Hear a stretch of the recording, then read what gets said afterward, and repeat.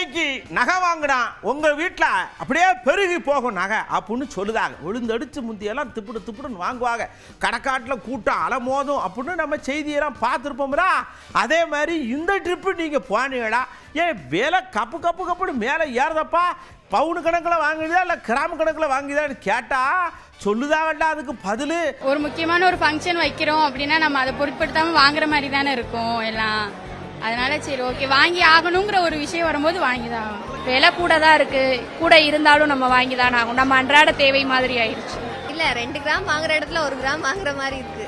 5 பவுன் வாங்கலாம் அப்படின்னு வந்தோம். ஆனால் இப்போ இருக்கிற ரேட்டுக்கு வந்துட்டு நம்மளால ஒரு 3 பவுன் 2 பவுன் அவ்வளோதான் அஃபோர்ட் பண்ண முடியுது. ரொம்ப ஹையாக தான் இருக்கு. நான் ஃபர்ஸ்ட் ஜுவல் பர்ச்சேஸ் பண்ணதெல்லாம் ஒரு 4000 அந்த அளவுக்கு கிராம்ல பார்த்தோம். இப்போ அப்படியே டபுள் ஆயிருச்சு. 1 பவுனாவது எங்களால முடிஞ்சு நாங்க வாங்க வந்திருக்கோம். இது ஒரு நல்ல இன்வெஸ்ட்மெண்ட். விலை கூடுது குறையும், நீ நம்ம அதை பார்த்தோம்னா வாங்க முடியாது. நம்ம கிட்ட எப்போ அமௌண்ட் இருக்கோ அப்போ வாங்கிக்கிற வேண்டியதுதான். ஃபர்ஸ்ட் கொரோனா டைம்லாம் வந்துட்டு எங்களுக்கு யூஸ்ஃபுல்லாக இருந்தது. இந்த நகையை வச்சு தான் நாங்கள் யூஸ்ஃபுல்லாக பண்ணோம்.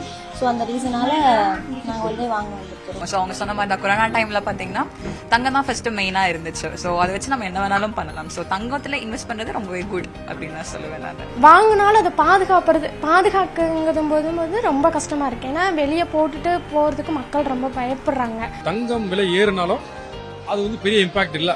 பட் நார்மலா எப்பயும் போல கிரௌட் எப்பயும் இருந்துகிட்டே இருக்கு. ஸோ அதுல வந்து எந்த ஒரு மாற்றம் கிடையாது. ரேட்டு கூடுதனால வியாபாரம் வந்து முதலோடு இப்போ கூடுதலாக தான் இருக்கு. அக்ஷய திருவின்னு ரொம்ப விளம்பரப்படுத்துறாங்களா, சரி நம்மளும் இந்த ஒரு தடவை வாங்கி பார்க்கலாம் அப்படிங்கறதுக்காக வந்திருக்கோம். பழைய விலைக்கு ரொம்ப கம்மியா வந்தா சந்தோஷமா இருக்கும் மக்களுக்கு. பொம்பளை பிள்ளைகள் வச்சிருக்கவங்க எல்லாம் ரொம்ப சிரமப்படுவாங்க.